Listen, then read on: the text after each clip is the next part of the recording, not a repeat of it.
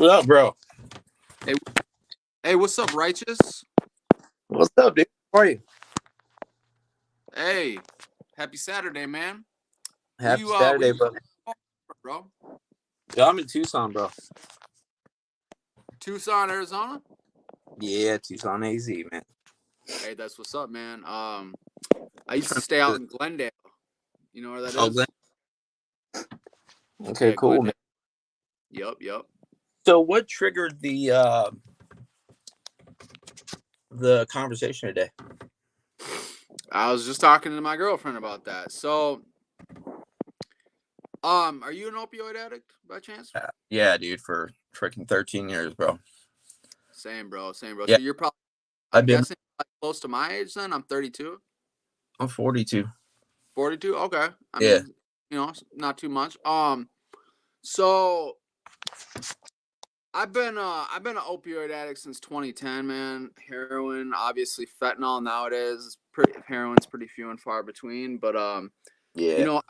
along the way, in the beginning of my addiction, Suboxone and Methadone wasn't pushed by doctors, and like even the county jails are pushing Suboxone on people that have these little baby habits, like kids that did perks for 2 months. They go into jail where I'm from and they get them on Suboxone, and these kids are not realizing how hard this shit is to get off. And also, like, it's just a lot of people say, like, Suboxone, it's better than doing dope. Methadone, it's better than doing dope. It's better than doing drugs, which is 100% true. But coming from someone who's I had a year and a half clean without it. It numbs your emotions, and my quality of life is better, but it's mediocre. And I think that if I'm just gonna use I statements because I'm speaking for myself. If I were to, really challenge myself and deal with the emotions that come with being 100% clean, and like really process why I use drugs and why I have all these mental issues and why I have all these problems, I think like my life would be a lot better. So, you got any comments on that, or? Man, I agree, dude. Could you hear me okay? I just put my phone Yeah, down. I can hear you perfect, Cool. bro. Yeah, well, I started using, I started with pills, and then around the time of my parents' divorce, I'm an only child, so I really didn't have much to vent to other than family and all that. Sure. So I was real tight with my coworkers, and then this guy introduced me to Vicodin, just because I was Yeah. so down. He said it would cheer me up, and it did. It made me all warm and fuzzy. I worked at the front desk, so I had to put on a presentation for people, and I was having the time of my life, dude. I was looking forward to go to work. I'd be calling this dude up constantly. Get more, get me stronger stuff, blah, blah, blah. Later on down the road, I got introduced to the heroin. I was waiting for my pill guy at my boy's house, and he was smoking something on foil, and I was dope sick at the time, and so I was questioning. No, he was smoking what turned out to be heroin. No, and I was at his house. What's that? No, I was just asking if you were dope sick off the Vicodin. Oh, yes, sir. Yeah. So I was dope sick off the bikes, waiting for my guy to show up. And I was questioning my friend about what he was doing. And I was like, so ultimately, you're saying if I try this, it will get me well. So he said, yeah. He was reluctant to share it with me. So I threw him $10. I was like, just load me up, man. I need to get well, because the pill guy never came. So I tried it. Yep. Was hooked on the heroin. Many years later, man, I recently hit 4 years clean and sober on December 4th of this year. Thank you to methadone, man. Like, this is the only thing that helped me out.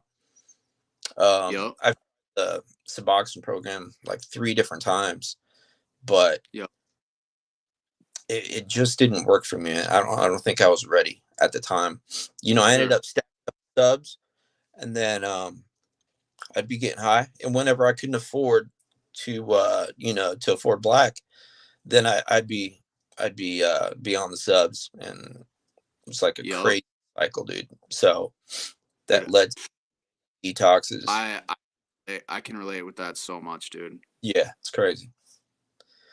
It's crazy, bro. But yeah, man, it's awesome to Yeah, me, man. that Suboxone, so there's obviously pros and cons to both methadone and Suboxone, and that sub shuffle you're talking about is so real, man. Like because it's a lot, it's so easy with the Suboxone to just go, back and forth. You could become a weekend warrior with dope and then just do subs during the week. But then the problem with that is like, it works in the beginning, but then the more you introduce like a full agonist opioid into your system, the less and less the Suboxone works. So then what happened to me in the past is like I would be able to kind of just do dope a couple days, go on a Suboxone, but then it would work less and less. And then so I would always eventually get fully addicted to dope again. And yeah. And so I definitely agree, man. Yeah, Um so yeah, you're on methadone now, right? yeah. I started off. They started me off like on the first day, like 30 milligrams. Then I went up. I went all the way up to 150 just because Yep. I think that's was like a good amount. And then I weaned myself down to 50 milligrams. So that's where I'm at. The thing I hate about Good it most shit. makes me so damn tired, bro. Like, it just makes me tired. Oh, but I don't know I what it. 100%. Yeah, yeah, I'm on the pills, but other than that, Someone dude, someone asked you what state are you from? I'm in Arizona, I already knew that, but he was at. Tucson, Arizona. I saw somebody said their parents, yeah, the parents Big Vegas. Shout out Big Vegas too. The parents live out here in Tucson. Foothills, beautiful out there. Yeah, I'm on West Tucson. Shout out equal parts, Foot. Mark, Mark and Guy Fisher. Yeah, I'm in Yep, yep. Tucson. So, um, departing a little bit from the methadone Suboxone thing, and we'll go back to that if we want Mhm. to. Yeah, You know, not to glorify it. I'm always curious, like very. I'm always curious. Oh, looks like someone's trying to join. Hold on. Sorry. yeah. Hold on. Hold on, guest. All right. They don't want to join anymore. All right. So I'm always interested, man. Like, not to glorify it too much, but like I actually have a friend from Arizona, so she's told me a little bit about what the game is like out there. But you were doing opiates in the era of heroin still, right? Correct? Yeah, I mean, yeah, I'm sure fentanyl was around, but yeah. The last when I went to detox the last time, I had fentanyl in my system, and I had and no that was from idea Black. from black, yeah, black tar, and that Damn, was that's kind of yeah. So I told the guy I was getting it from, and either he was playing dumb or he had no clue, because he uses it as well. And he probably had, honestly, bro. what's that? I mean, he probably had no clue, bro. Like the Yeah, cartel and they do that shit on a massive scale, man. You yeah, know, yeah, yeah. because I It mean, works. think about it. Like to produce, I researched this. Like to produce a kilo of heroin, it takes like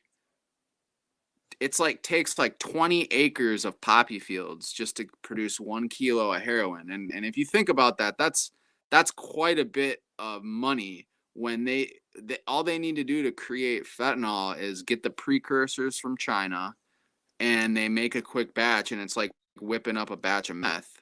and they can whip that stuff up so quick and so cheap that, you know, I'm sure back then, you know, because 4 years ago, fentanyl was definitely there, but it hadn't quite taken over the market like it has now. So I'm pretty sure like back then people didn't want fentanyl, like they wanted real stuff, but the cartel was like slowly leaking it into the supply. And here we are now where it's, you know, you got to really know some people to actually get 100% real heroin nowadays. Yeah. Yeah, man. But yeah, I was just curious, man, because it just always interests me how the markets are and stuff. And Yeah. Minnesota was a weird market because it was like back in the day, it was like the East Coast was number 4 China white, and the West Coast was usually black tar. And in Yeah. Minnesota, it was like a mix of both, like because there was a lot of number 4, like gray and tan, and then there was like a good amount of black tar because there's a pretty big Mexican population in Yeah. Minneapolis. So interesting. So yeah, man. Real quick, I saw your live, I think it was yesterday, Yep. and I was real concerned about the details, what you were giving out about what you have going on. I was like, I hope he does not, I hope this doesn't backfire. Like, I hope it really doesn't backfire. So Well, just be careful. I took down the live. I took down the live, and you know what, man? I'm pretty sure it's safe to say that I'm fine. If it backfires on me, bro, I put that in God's hands, man. You know. Yeah. But we'll just leave it at that, man. And it was Yeah. because on methadone this summer, man, and they took me off my take homes, so I was having to drive 3 hours round trip because me and my girlfriend share a car. So I was having to drive her to work, go there, and it just wasn't sustainable. So I did a rapid detox off the methadone. I went from, well, I was on 120 in February, January, and then I went down to like 100, and I was at 100 when I had to get off of it. So I basically went down from 100 to 25 milligrams in like 2.5 months. Yeah, when you said fuck, dude, like I don't know. I don't know how you did it. Because right when I wake up, like my body lets me know I need a dose. I need to take my shit. You know, start feeling weird. Oh, yeah. And this is gross. This is real gross. Somebody asked a Yeah, real good by Squadcast TV, what's the hardest part to recovery? So I'll let you touch on that if you wanna. Go ahead, bro. Go ahead. Hardest part to recovery, I guess, is not knowing how long I'm gonna have to be on methadone. Because when, like, as and down, you know, I just really like when I stop taking methadone, I want it to be done. You know, I don't want to have any cravings. I just don't want to have any issues with that. So if it gets to the point, you know, like I'll stay on the shit for the rest of my life if I have to, you know. But Yep. I guess like fear of the unknown is like the hardest part for me in regards to methadone. Other than that, dude, recovery is great. I have zero cravings. I don't think about it every day like I used to. Right. Zero cravings, dude. Like I don't even go to meetings anymore. Like, Right. it'd be nice to go just to keep the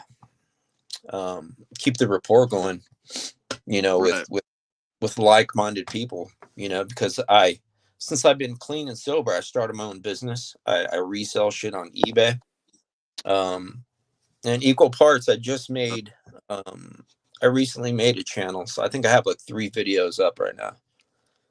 So Good shit. And what's the channel's name? Righteous Monkey. Okay. Yeah, Shit, like go subscribe. Yeah, everybody go subscribe to Righteous Monkey.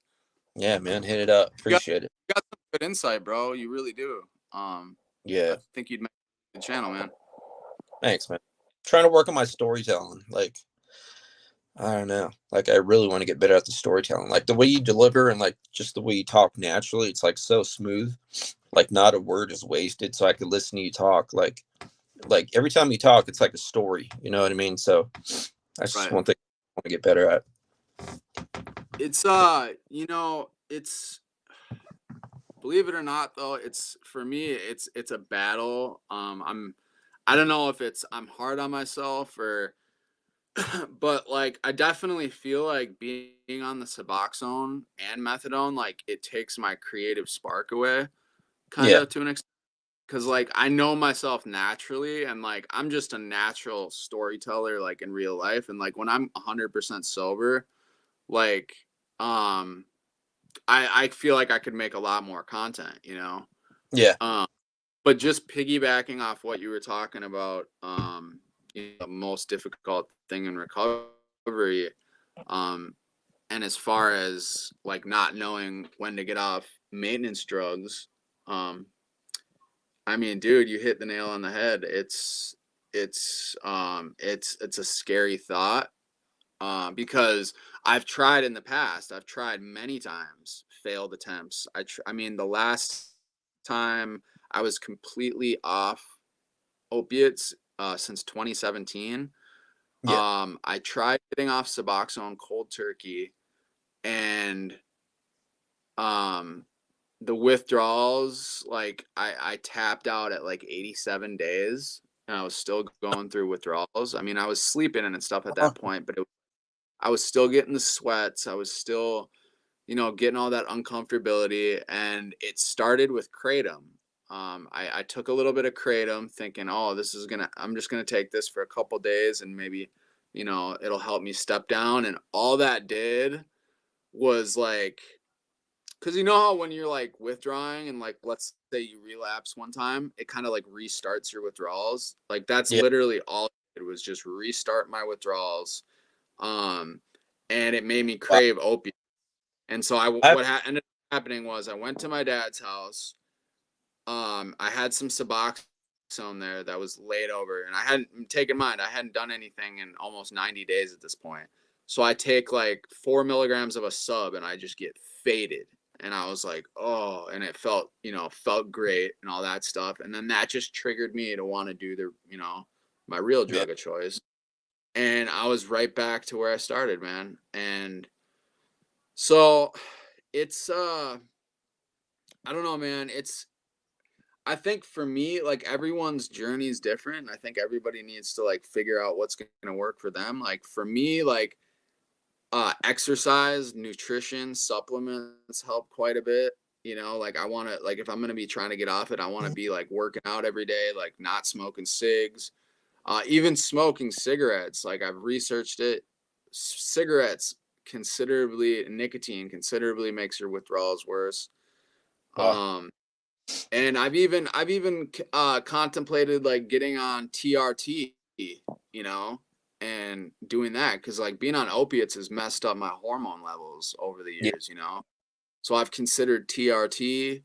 I've considered a lot of different stuff, you know, but Good, man. it's I definitely think being removed from that scene, which I mean you've been clean 4 years, so like I definitely would assume you're pretty Yeah. far removed from it.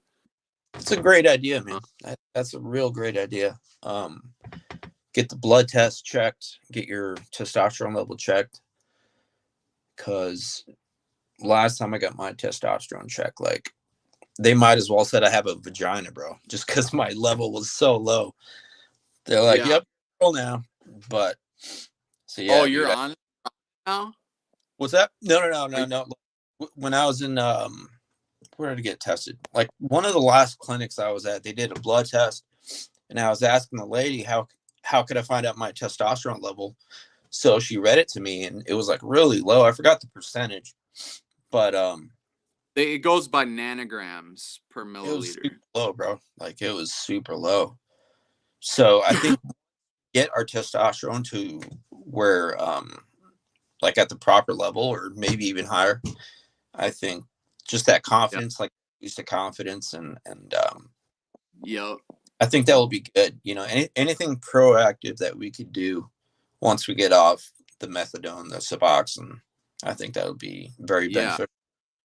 I've heard TRT, man, is like a complete game changer for people who got low levels, man. Like it, like literally, like it completely like takes your quality of life from here and brings it to the ceiling. Like if Yeah, you've had it fights depression, you get better sleep, better, you just feel like you have energy, you're motivated, you got drive. It's like yeah, it's basically all the stuff you were looking for from the opiates, except with your hormone levels, And yeah, I've researched it quite a bit for the past 7 years. I've been considering it. Like, yeah, there are downsides to it, because it shuts down your own body's level, or your body's own means of producing testosterone.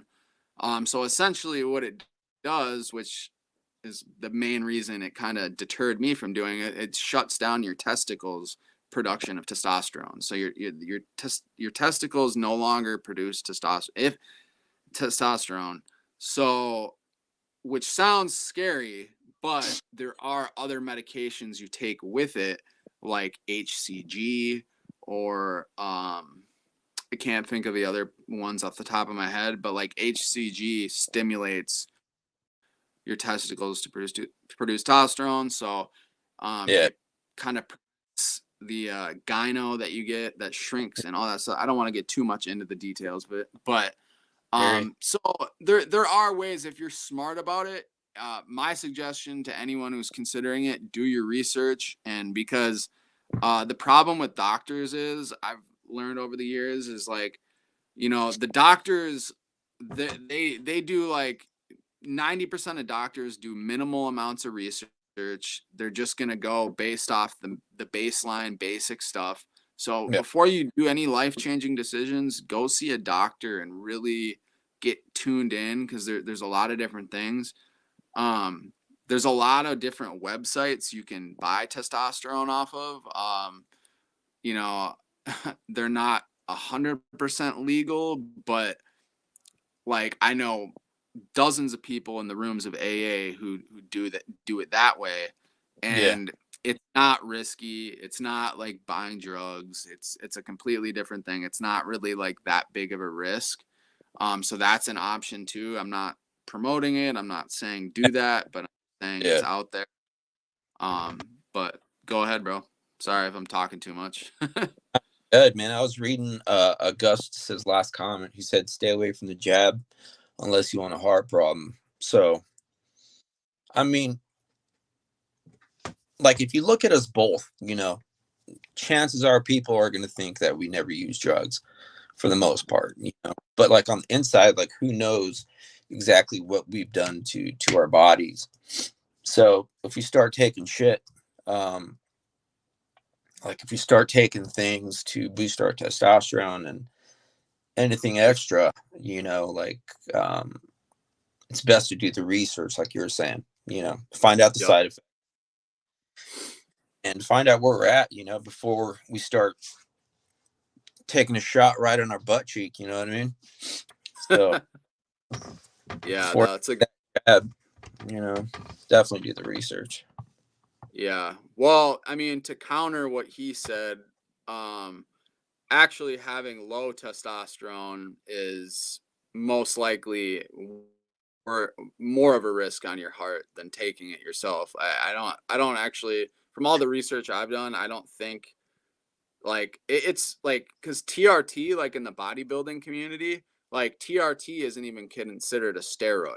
Like a steroid is like mostly considered like what's like trenbolone or D-ball, or like there's other Yeah, crazy ones that are like real bad. Like TRT, like to a bodybuilder, is like that's like lightweight. So there's a big misconception on TRT that it's like some crazy bad steroid, and it is a life-changing decision though, because if you stay on TRT for like, let's say, a year or 2 years, you'll most likely have to be on it the rest of your life, hmm, just because of what it does. But you can test it. You could do like a trial run and do like, let's say, a 3-month cycle, and you could safely get off of it. So that's what I've considered doing, is doing like a trial run, like a 3-month cycle. Yeah. So but I think nutrition, man, like honestly, like I just worked out today, and like I feel really good, and I take fish oil, I take supplements, I take a multivitamin that has fish oil, and a bunch of other stuff in it, and it honestly dramatically helps me a lot. Hell yeah. Yeah, I just want to shout out your hat, bro. Basketball shops. That vintage from the 90s. Yeah, you got that rope style. Yep. I sell men's clothing full time on eBay. So like I'm always shooting for the vintage. I got this is from the early 2000s right here. This U of A hat. But that's awesome. I'm always looking for the vintage, man. Good shit. Yeah. That's what's up, bro. I want to talk to you about eBay and stuff like that. Because I've been looking for side hustles, bro, and yeah, I've always been a like ambitious person. Like I have little side hustles I do. Like I've been a serious poker player since 2005, actually, since I was 15. I started playing in underground games in my little town I lived in. There's like my best friend growing up was a big poker player, and we'd play in these little tournaments when I'd play with like 30-year-olds when I was like 15. Yeah. So I hustle playing like low stakes poker, and I don't make like enough to survive off of like on my own, but like I make a good amount. I make like maybe 200-300 a week average. Sometimes I don't. It just, there's variance to it, but that's really cool. Like what exactly do you sell on eBay? Like what do you focus on? Men's clothing primarily. So like t-shirts, sweaters, hats, jeans, pants, shoes sometimes, but dude, it's easy. It seems like a glitch in the matrix. You go to Goodwill, buy something for $1, throw it on eBay, you sell it for like 15. You buy 50 of that. Boom, dude. I can't do the math. I'm a retard when it comes to math, but the money up, bro. So I list things. I mean, there's somebody in here that said that they were into reselling, so they know what's up. But yeah, man, like you just got to do your research as to what's trending and what's in what people are looking for. Yeah, and then you take because like my girl actually does that. She sells stuff not on eBay, but like what do you sell stuff on, Leah? Poshmark, yeah. I have a Poshmark. She sells Facebook and Poshmark. Babe, where's my fishing hat? I wanted to show him that. Okay, so like for instance, like I have like I'm not gonna say I have a good eye for it, but I have an all right eye for stuff. I found this at a I found this at a thrift store in Buffalo, and it's a vintage. It's like a Cabela's hat from like the mid 90s. Does it say made in the US? It's in perfect. Yep, it says Sydney, Nebraska. Oh shit, yeah, man. Made in you could probably net that for like $20. I looked it up, and these are going for $50. Oh, yeah, fuck yeah, dude. That's I don't awesome. Know. I mean, I don't know if there's any validity to that, but that's kind of a cool vintage that's hat. Dope. I like it, but yeah, the majority of clothing or anything made in the USA is primarily made like in the 90s and before. But there's like the modern clothing that's made in the USA. But it's fun, man. We can talk if you ever want to. We could talk about it for sure, dude. I'm definitely gonna hit you up, man. Hell yeah. Hold on, sorry, my thing went out for a second. But yeah, no. Do you mess with crypto or anything like that? No, I never have. That's like key for me, bro. Like if I get money, I keep it, bro. Right. And then I put it right back in the business, keep flipping shit. It's fucking awesome, dude. Yeah. Like when I got out of rehab, I That's used what's to be a life coach at a treatment center, and I was working with like young kids, like teenagers and shit. Did that for a year and a half. I was always flipping stuff on the side, and yeah. eventually my um or I'm sorry, actually my life coach job was getting in the way of me making better money, like reselling things. Right. So I just quit that and then just started my own business and kept doing that, just keep flipping stuff. And That's what's up, bro. Primarily on eBay, you said? yeah, eBay That's what's only. up. Yeah. Okay. Because Quad I TV. suppose that's the I'm sorry. no, I suppose that's the biggest like, you know, you have the biggest customer base on eBay Yeah. compared. Yeah, it's like Amazon. Like all the eyes, are there. That's where a lot of people are. Yeah. Squad TV asks, "What's the worst drug to be addicted You want to go first, and to?" I'll tell my experience with that. The worst drug to be addicted to.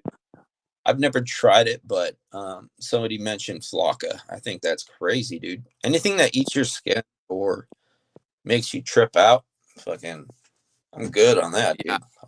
Pass.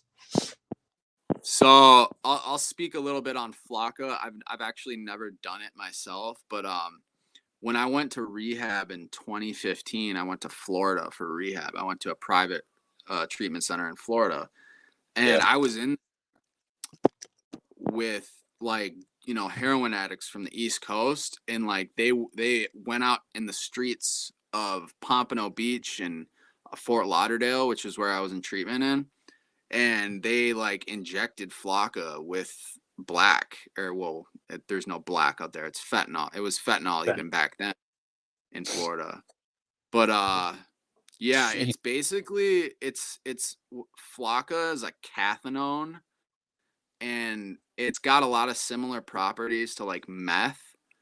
Mhm. But from what I've heard, it's like it's pretty much like all the bad side effects of meth.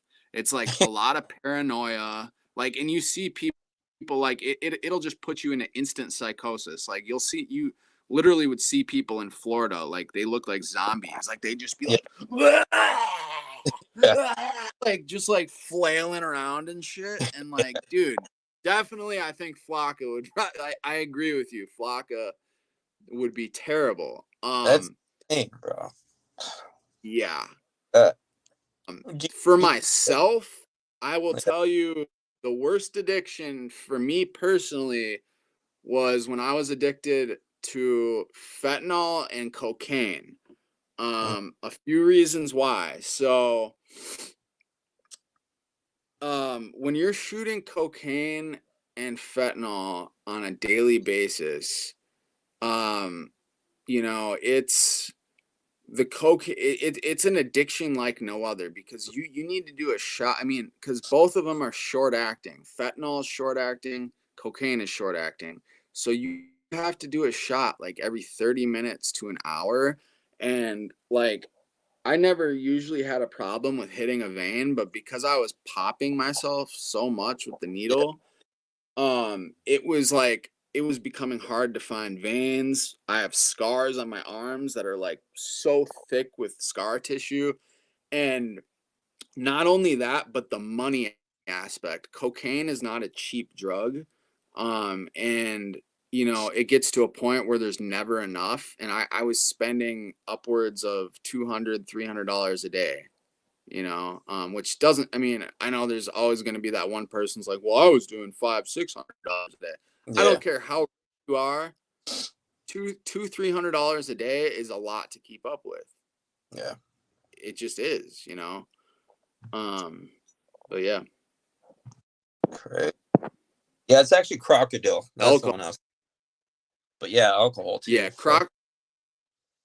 yeah, alcohol, man. That's when I was going through methadone withdrawals this summer. Like, um, you know, like I always say, like, yeah, I've been clean off my drug of choice, which is heroin, fentanyl, and cocaine IV. I have been clean off that, but like I fully admit, during the summer, man, like I was drinking to like get rid of those withdrawals. I had a couple relapses on meth. I just smoked it. I mean, but yeah, alcohol is alcohol withdrawals are terrible, man. Like Yeah. I went through, I don't know if you've ever been through that, but Yeah, I mean, I've tried alcohol to try and get better, but it like I was always the type to do what it takes, dude. Like to get right. what I, you know what I mean? Nothing was gonna get in the way for me and heroin. You know, whether it's like stealing money from my mom, stealing her checkbook, or just the craziest shit, bro. Stealing from work, you know, Yeah, like I did what right. it took. And like I was always the type to deal with the consequences later, you know, like. But yeah, the alcohol never really helped me out. Like when I was trying to, Right. you know, better. Yeah, But I mean, like when I was in the beginning of my addiction, it didn't either. Um, but at some point I like picked up drinking. It was like a couple years ago. It was like 4 or 5. I mean, I had problems with alcohol, not like physically addicted to it, but like when I was on methadone like 3 years ago before I was with the toxic ex, um, I started drinking and doing methadone. It was when I was homeless because I just didn't have yeah, enough money to do drugs. And so when I met the toxic ex, it's kind of funny to call her that, but I was drinking quite a bit. And then when I met up with her, I was drinking like pretty much every day. And like I forget what it was, but like I ran out, like I started like double dosing or selling my methadone at one point, and I was really sick one morning, and she's like, "What's wrong?" And I told her, I was like, "Yeah, I was like, I'm going through withdrawals from my medication." And she's like, "Well, can I do anything to make it better?" And I was like, "Yes, you can." yeah. And that turned into a thing with her where like she was like buying my heroin or my fentanyl or heroin or whatever from me, like, and then all of a sudden, like one day she wanted to try it and I like Oh didn't want to, but she was yeah. paying for it, kind of had to. And so she started smoking it and stuff like that. And yeah, I don't know why I went into that little side story, but I hear you, man. Somebody said something I 100% agree with. The other side of life said drinking leads to other drugs. In my most recent video I did today, I speak on that. Like, say for example, I'd go with my dad to a bar, we'd have some wings, drink some beer, yeah, and then we leave, right? He goes home, go to sleep, whatever. I get home, I start calling, call my boy, like, hey, stopping by, whether pick up some Coke and then pick up some yeah, black. And then that's my night right there. And then I usually try and pass out before sunrise. But yeah, dude, it's always leading me down the fucking street. Like, it's crazy. yeah, man. Alcohol, yeah, it's it's crazy how accessible it is, and how Yeah. dangerous it really is, man. And I'm going through issues right now. I'm prescribed Clonopin. I'm on a very small dose. Yeah. Um, but nonetheless, um, it's weird. It's like because I had points where I was taking it because like okay, so I basically stopped drinking like 3 4 months ago. I mean, I had a couple drinks on Christmas, blah blah blah. But Yeah. like during the summer, I was drinking a lot. So I was taking my Clonopin. I usually didn't take my Clonopin every day, but I was taking it to kind of step off the alcohol. And I got in this habit of taking the Clonopin every day. And I'm actually going through withdrawals, even though I'm still, because I've been lowering my dose. Oh, wow. And it's like messing my body up, man. So I'm still struggling with stuff myself, even if it is just zero point 0.5 milligrams 2 times a day, it still is affecting me, and I didn't think that small of a dose would, but it actually is, and it sucks, man, because I just recently got a job a month ago. Like I'm a server at a restaurant, and it's like it's hard not to take it because it's like I gotta perform at work and I gotta be presentable around people and all that good stuff, you know. So that's the other hard part about getting off, you know, maintenance drugs too, is like, you know, once you build this life for yourself, you got to get up and do shit every day. You can't just sit around and, you know, go through withdrawals. What's the withdrawal from Klonopin like? It's hard to explain, man. I mean, Is it more physical, or is it like more of a like craving, like you're I fiending mean, for? I'm on such a small dose where it's not too crazy, but I mean, like, I get like sometimes like it's very hard to sleep. Like I can suddenly go into these panic attacks when I haven't taken it in a while, like, and it just like you're just it basically my anxiety is just very heightened. My heart rate has gone up, and it's kind of hard to explain. I've never gone through like super because I've heard really bad benzo withdrawal. You get like brain zaps, and like you can have seizures. You can you know, like hallucinate and stuff like that. I'm not getting anything like that because I'm on such a small dose, Yeah, but nonetheless, it's affecting me. And the reason why I started this video today is because it's like,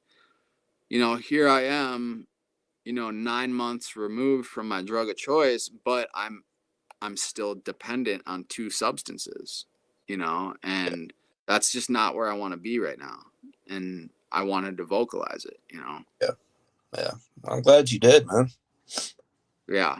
You have to, man. Like, it's so dangerous keeping shit inside. Doesn't matter what it is, man.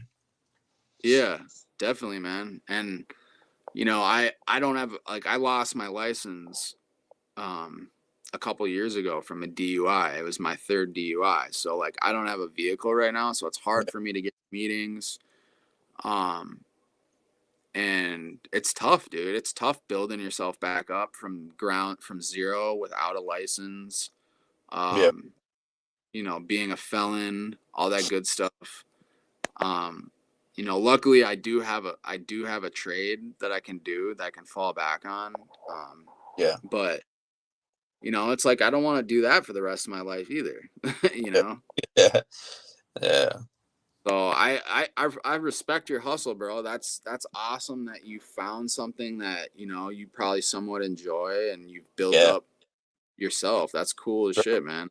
It's great, man. Just having the freedom to do what the fuck I want. You know, I haven't even started working yet for the day. Like, I'm gonna start working Right, after we're done. So, just the freedom that comes with working for yourself is great. So, right. then Yeah, hopefully I'm later down the excited road. to get. Oh, sorry. Go ahead. Go ahead. Sorry. No, I'm just saying, like, hopefully later down the road, this YouTube thing will be like another what's the word I'm looking for? Like another, not form of payment, but like another form of income. You know what I mean? Yeah. So Yeah, man. It's it's definitely a grind, man, but once you you know, once you find your little rhythm and stuff like that, it's not bad. And I think it's great you're starting a channel because you know, some people might think like, "Oh, someone started another channel, that's competition." I completely disagree. I think that the more channels pop up, the more cuz like these drug channels, there's not really that many big drug channels, you know? So like we're essentially creating a niche, you yeah, know, there isn't really I mean, there's a couple big people. There's like Jessica Kent, there's that Derek Lambert dude, there's a couple others, but there's really yeah, not that many, you know? Um, at least that I've seen. yeah. I had to unsub from that fucking cartel dude. I can't stand that fool. What cartel, dude? The white dude, Johnny, I think his name is Oh, John. John Mitchell. I can't stand that fucker, bro. Dude. Like, I don't know what it is. Content's great, the stories are great, but he's like too sus, dude. Like, he wouldn't last fucking. Yeah. Well, he did last in prison, but like Johnny Mitchell, yeah, like that motherfucker gets on my nerves, dog. Like, I saw this one interview he did, and he was just on top of his guest. I forgot like who he was talking with, but Does actually that that old guy. Yes. that for Escobar, I think it was. And yeah, dude, he's like, I saw that one you're talking about. yeah, he was just on top of the guest, like, yep, oh He was wow, like, yep. so you're talking about the one where the dude was like talking and like he would say something, his guest would say something and Johnny would like be like, no, that's not right, and just like talk right over him and shit, kind of. Um, he would Or just I like mean, interrupt, like say something after every sentence, like, wow, yeah, oh cool, just it might be the one, but it's with the guest. I'll find it right now, dude. You've probably seen it. I Yeah, try not to watch his content, but dude, man, I can't even put, like, so in the beginning, I truly thought, I was like, all right, I thought it was all real in the beginning. yeah, Then I watched the first episode, I was like, all right, I'm pretty convinced this guy's lying about like 30%, maybe telling the truth 70%. yeah, And then after I watched his videos, like he just had like every story, it's like some miracle of God happens. Like he did an 18-month prison bid and he said he saw 2 different incidents where a yeah, person got killed with 1 punch. His first day of prison, a Samoan killed a guy with 1 punch. yeah, dude. Which I guess it's possible. It's just extremely unlikely. And then for it to happen a second time in 18 months, Yeah, man, that's crazy, crazy. Yeah, so he's, Yeah, man. you with Pablo Escobar's #1 cocaine pilot, Roger Reeves. That one right there, 13 days ago. Oh, okay. Yeah, Roger Reeves. Like he just, Yeah, you'll see. and I saw that one pop up, but I never watched it. And so here's the thing with Johnny, man. I'll just throw this out here, like, so. And then at one point, I thought he just made the entire thing up, but Yeah, in the beginning, I was like, you know what? I believe he sold some weed and got in trouble. And I did the background check on him. Turns out, yes. So he said that his story was that he got arrested by the federal government. They charged him with drug trafficking and money laundering because they found $1 million at his house. When I did the background check, he said he didn't get caught with any drugs, but the federal government did a controlled buy or something on him, and that's how he got the drug trafficking charges. But then he said the feds dropped all charges, and then the state picked up just money laundering. Well, when I found out his real charges, it never mentioned anything about the feds. I mean, there's still a chance that could have happened. I'm still doing a Freedom of Information Act to find out everything. yeah, But he got charged with possession of selling marijuana and money laundering. So how did the state charge you with? How is he changing? That just doesn't make sense, because the state charged him with selling marijuana and money laundering. He said the state just charged him with money laundering. Like, why lie about some small little detail about that? yeah, Like, it doesn't yeah, even make sense, yeah, dude. And Something, it's like, dude, if something he about that. were to tell his real story, that would be so much more interesting than him embellishing and making all these like Hollywood movie stories. Yeah, yeah. His next video is going to be about how he killed Bigfoot. How to what? How he killed Bigfoot or some shit. Like his next video is going to be something. Yeah, right, exactly. Aliens landed on my house. Something. Derek Lambert is an OG. Yeah, Derek Lambert hasn't posted a video in a while. People relapse. Squadcast. Trying to go through some of these comments. Yeah, Squadcast TV is asking some amazing questions, dude. Like, these are questions like we can make videos on. Are the symptoms of withdrawal the main people relapse? That's a deep question.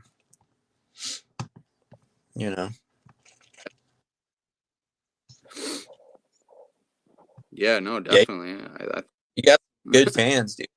Like, you got some good people here. Yeah, man, it's crazy because, like, Did you ever watch Ryan Leone's videos? No, I heard you mention him. I haven't checked him out yet.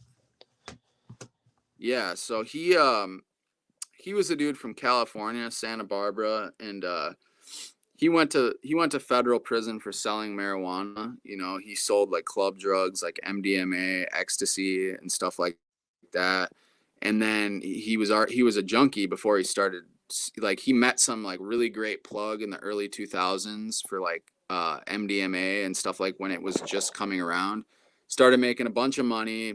Was a heroin addict, and his heroin habit was so high that the dealers in Santa Barbara couldn't keep up with his habit, so he started going to LA. Then he met some like paisano connection down there. He started selling heroin, went to the feds for selling heroin, wrote a book. He's a best-selling author. He's like friends with Johnny Depp and stuff. But anyways, he made a YouTube channel. He had like a little kind of cult following, and me and a lot of other people who watch this channel followed him, and he kind of like inspired me to create the channel. And I was watching his videos when I was still getting high. So like 2 years ago, when I was getting high, I would like film myself getting high, and like, I filmed a video of me doing a speedball, which got taken off YouTube, and I got a strike for that. I learned a lot of lessons because you can't just post anything you want onto YouTube. I almost lost my channel because of it. But it gave me inspiration. I was like, you know what? This dude's a well-spoken, smart, intelligent dude. Like, I feel like I share some of those qualities, and like I feel like I could do it, and so it's cool. It's cool that he's kind of like starting a subculture of YouTube channels like after him, and I feel like that's great that you're starting a channel, man. Yeah, like after watching it, man, I just became inspired. And like some would think it's competition, but like our content is going to be so different just because like addiction is so broad and we've experienced like so many different types of things, dude. So like I'm looking forward. I'm looking forward to it. I'm looking forward to your future as well, man. But yeah, I'm gonna check out for sure. Squadcast said, "What's a speedball?" Well, a traditional speedball is when you inject heroin and cocaine. I mean, nowadays fentanyl, obviously. But yeah, traditional speedball is heroin and cocaine. Some people will call a speedball heroin and meth. But from where I'm from, people call heroin and meth goofball. But yeah, speedball is just like an upper and a downer at the same. You got doing it at the same time. Yeah, extremely dangerous. Yeah, I tried that once. I tried it with meth. That was crazy. Yeah. Yeah, I mean, it's one of the most dangerous combinations you can possibly do, especially with cocaine, because like contrary to popular belief, actually cocaine is much more dangerous than meth is. Like the amount, like if you do like a little bit too much of coke, you can literally like overdose, have a heart attack. Like it's very dangerous when you're injecting it. Yeah. Fuck that, man. Yeah. So what are your plans for your new channel, man? Let's see. I made a list of things to talk about. I have crazy rehab stories. Last rehab I was at, it was a co-ed rehab, and I have a pretty crazy story about that. It has to do with this girl I met, and then another rehab I was at. I was coming off a Suboxone taper, and I was feeling like crap, and I just AMA from there. I left, walked to my dealer's house, relapsed, and then went back to the rehab later. And so I have another story, there, but just get these few stories out the way, and then I don't know. I'm not too sure yet. But that's what's up, bro. Yeah. I mean, honestly, man, like I'll just say what helped me is like just start pumping out videos, and like don't be afraid to make a shitty video, you know? Like you're gonna Yeah. make good videos and you're gonna make bad videos. Like that's just the reality. And like, you know, some of my bad videos I've deleted. I actually now regret deleting them. I would suggest putting them on private, so then you can never lose them, because I deleted a lot of good content, or not good content, but it would have just been nice to be able to like have it and then like maybe make a video like looking back on it, you know? Yeah. Yeah. Um, and I still have a lot of old content from back in the day that isn't on my channel anymore, that want, like, cuz I'm eligible to